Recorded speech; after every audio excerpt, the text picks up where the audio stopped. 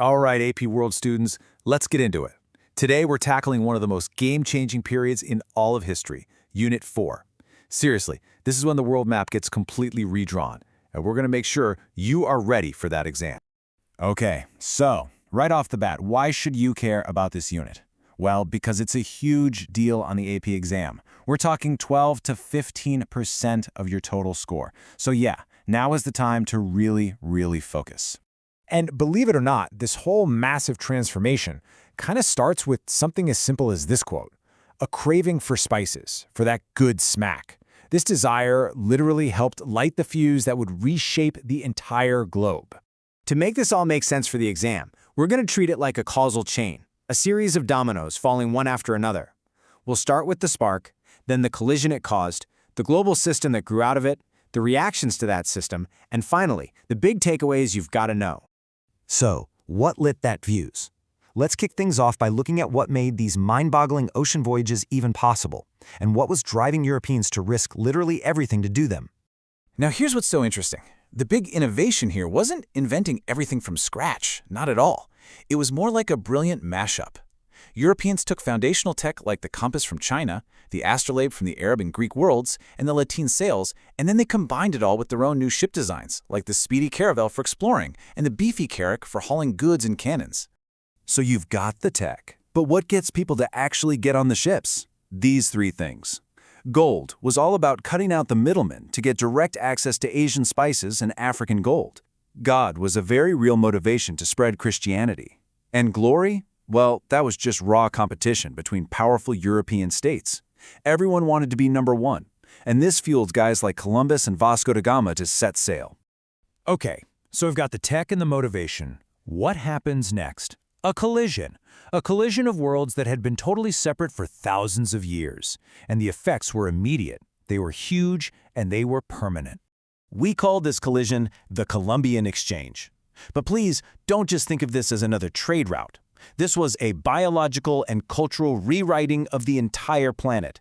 Nothing would ever be the same. And you can see here, it was definitely a two-way street. Horses and sugar went to the Americas, while things like potatoes and corn came to Europe and Asia, totally changing diets and causing populations to boom.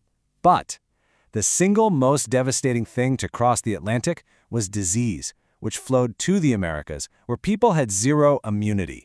This is what we call the Great Dying.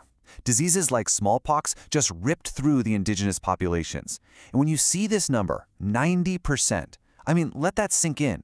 We're talking about a demographic catastrophe on a scale that's almost impossible to wrap your head around.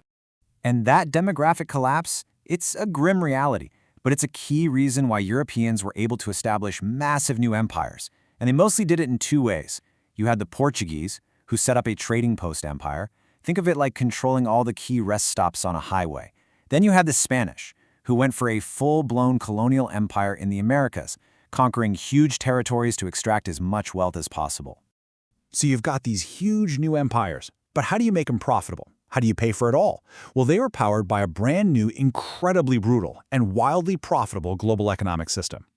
And the philosophy behind that system was called mercantilism. The basic idea?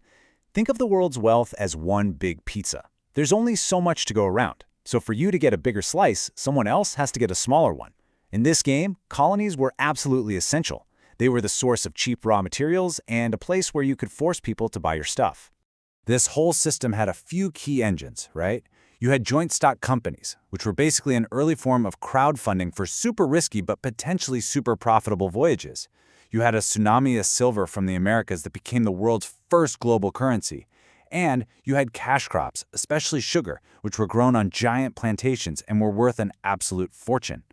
And all of these pieces clicked together into the Atlantic system.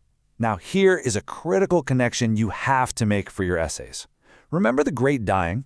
With the indigenous labor force devastated, Europeans turned to the transatlantic slave trade to get workers for their sugar plantations and silver mines. This created this horrific interlocking cycle of exploitation that tied three continents together, all built on the backs of enslaved people. Now, it is so important to remember that this new global system was not just accepted quietly. It sparked intense resistance from the people it oppressed, and it led the colonizers to create rigid new social structures just to maintain control. And people pushed back in all sorts of ways, all over the world. You had the Pueblo Revolt in North America, which actually kicked the Spanish out for more than 10 years. You had Queen Nzinga in Africa, a brilliant diplomat and warrior who fought the Portuguese for decades. You had escaped slaves forming their own free communities called Maroon societies. Resistance was everywhere. So how do you control a society that's suddenly so complex and full of tension? Well, the Spanish, in particular, came up with an answer: the caste system. It was a brand new, super rigid social ladder based entirely on race and where you were born. It put Europeans from Europe at the very top and Africans and indigenous people at the very bottom. It was a tool, plain and simple, designed to keep power in the hands of the few. Okay, deep breath. We've covered a ton of ground, so let's bring it all home. What do you absolutely positively have to remember for the exam? Let's zoom out and nail down the biggest themes by looking at continuities and changes. For any essay you write about this period, you have to hit both of these columns. You got to talk about what stayed the same. Farming was still the main job for most people, big land empires like the Ottomans were still a huge deal, and patriarchy was still the norm. But the changes? Whoa, they were massive.